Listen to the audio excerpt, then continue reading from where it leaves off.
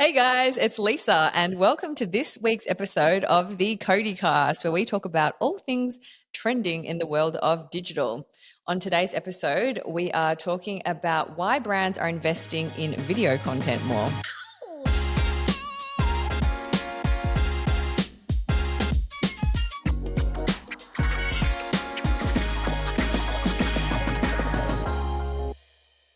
And on today's show, I'm joined by the amazing Goose.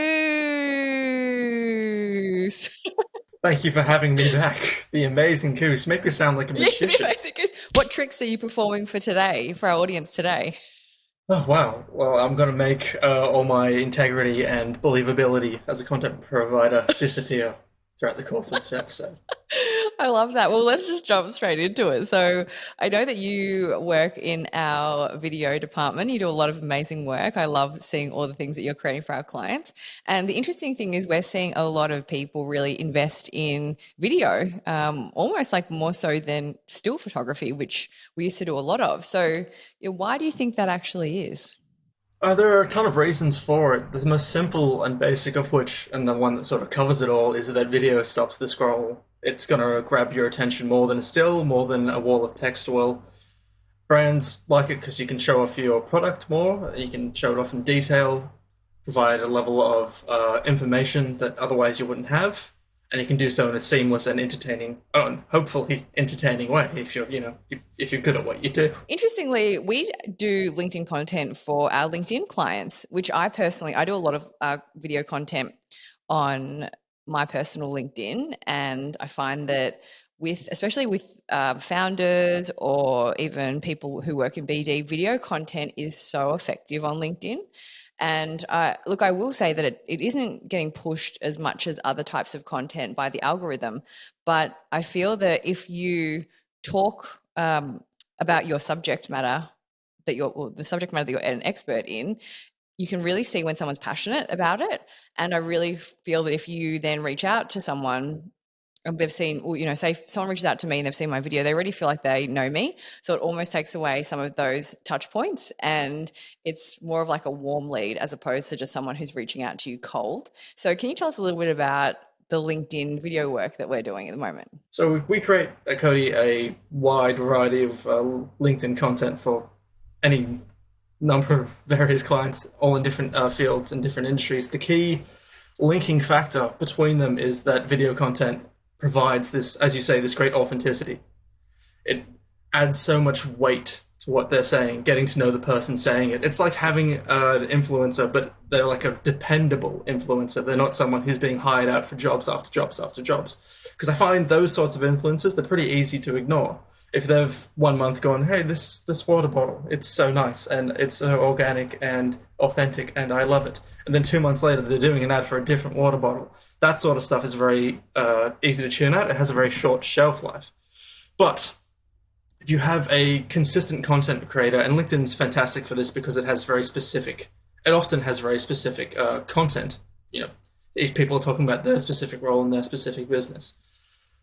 That's sort of value that it's really hard to come by, and it's very tough to duplicate or manufacture. I think it goes back to what we were saying in the previous episode we recorded, the value of authenticity in content. A lot of that comes from the content creator, and a lot of that absolutely shines through in video. I don't think there's any real better tool in displaying that than video. I agree. And I feel, in the industry too, like that a lot of people don't post on LinkedIn. So you've got, I think, almost 800 million people on LinkedIn globally. About 3 million people of those are posting. And then a smaller amount of people, again, would be posting video.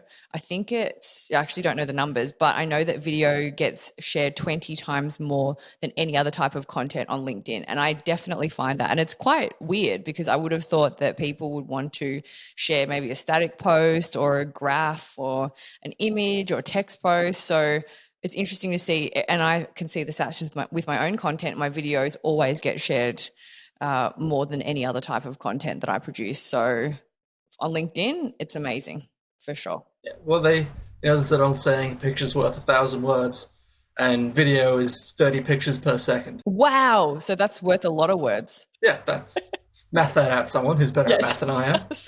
I'm not even going to attempt I that. don't Uh, like it. So actually, it's funny that you should mention that. I think last week one of our LinkedIn clients, a fellow named Mark Randolph, issued a post about disruption, about innovation, how you should do it. You should target it in the places that people aren't looking, because that's where the prospects are.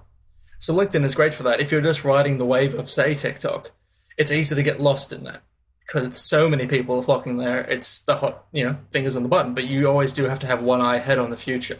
You have to be mindful that what is hot now may not be hot in 2 years from now. The internet's a very fast place.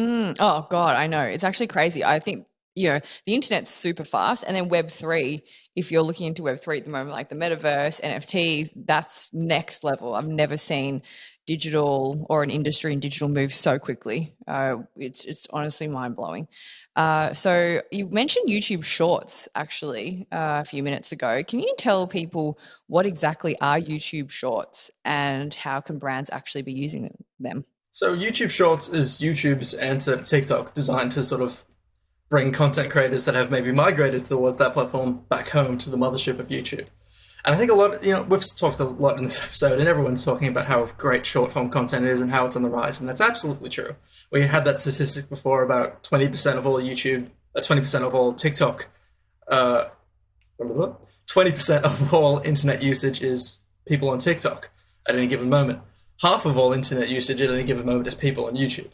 YouTube isn't going anywhere. It's still the leader in the space. And if TikTok's not worried about shorts, then they absolutely should be. That being said, there's not a ton of innovation there in shorts at the moment. It is effectively the exact same as TikTok. It just has YouTube's brand on it.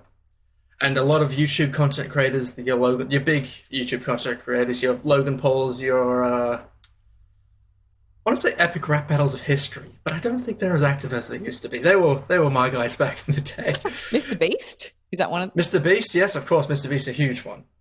Great call, Lisa. Thank you for saving us. I don't actually know who Mr. Beast is. I've just heard people talk about him. So, well, let's pretend like we both do. Yeah.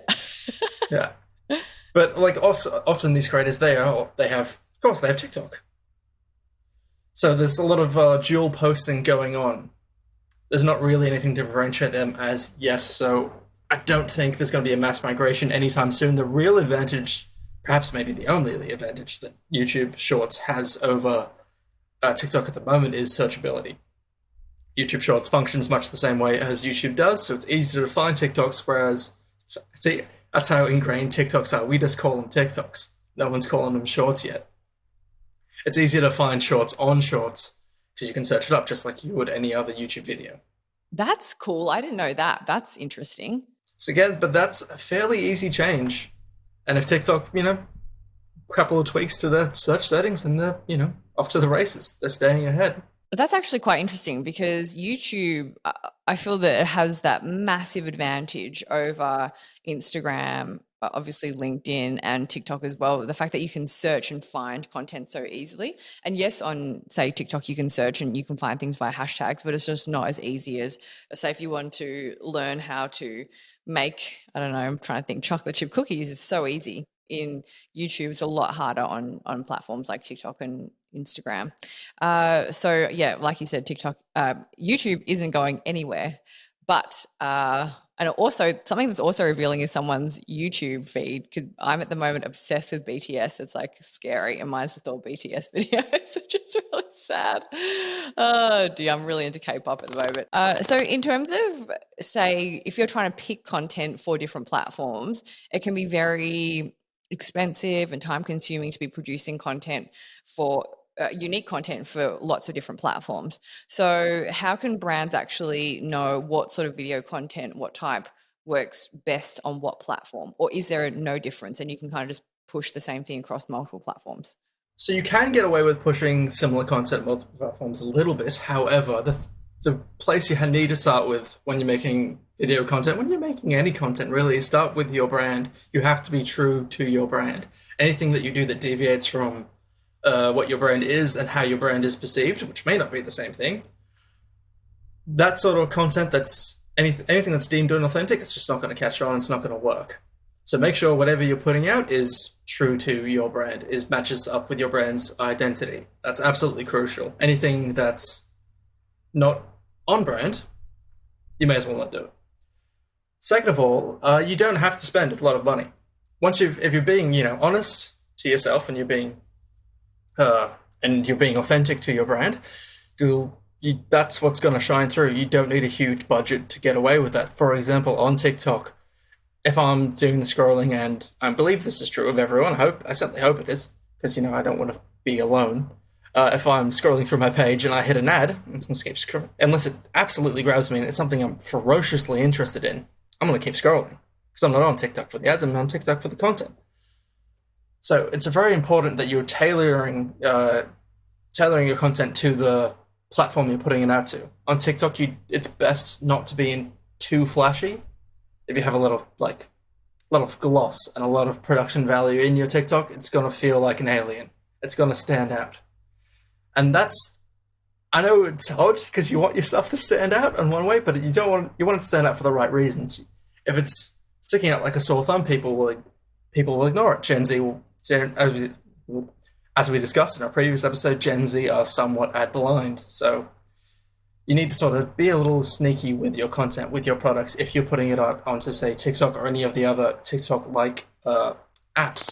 Another great thing to do is you have to grab your audience immediately. Actually, scratch that. Another great thing you need to do is know who your audience are. Goes back to knowing who your brand is. You can't skip these steps. They're absolutely crucial. Please don't skip these steps. Then, once you know who your brand is and you know who your audience are and you know where you're putting your product, it's crucial that you grab your audience quickly. You have to grab them with something that you know they're going to be interested in. It's not so simple as just grabbing an influencer who's trending at the time. You have to really understand what your audience is looking for in your product or in your content and offer that immediately. I believe you've got about 2 seconds on TikTok, and it's the same across all short form content platforms. You've got 2 seconds to grab your audience and keep them. There's always audience engagement is a downward trend. So don't be too disheartened if you're looking at your stats and you see that people are clicking away after a few seconds. That's perfectly normal. You just have to get that trend looking from that to this. Yeah, a little less deep. I'm aware this is a podcast, so what I'm doing with my hand isn't super helpful for all the people listening. Okay, so I know with platforms like TikTok and to some degree Reels, they have inbuilt video editing and augmented reality functions, which is incredible. You pretty much don't need to be editing outside the app on TikTok. So do you recommend the brands be using content or shooting content natively in the apps, or is it still good to shoot it properly and then you can upload it and still make it look native? Oh, there's a lot of value to both.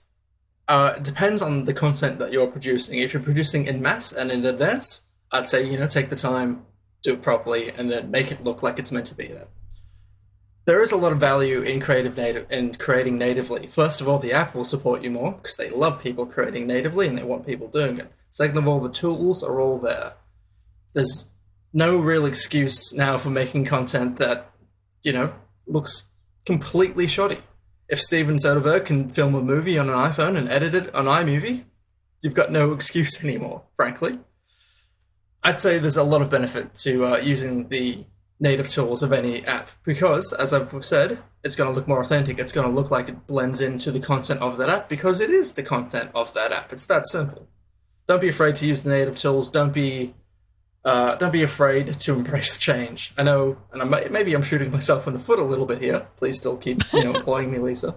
But you don't have to have the big budget, made in advance, properly edited content. It's not an absolute necessity. Just as I said before, start with your brand. Fantastic. Well, thank you for sharing those tips, Goose. I'm going to jump on TikTok and have a little play around and maybe start creating some content. I've been a bit slack, to be honest. So you've inspired me to give it another go. Maybe I'll pull some dance moves out, do some lip syncing.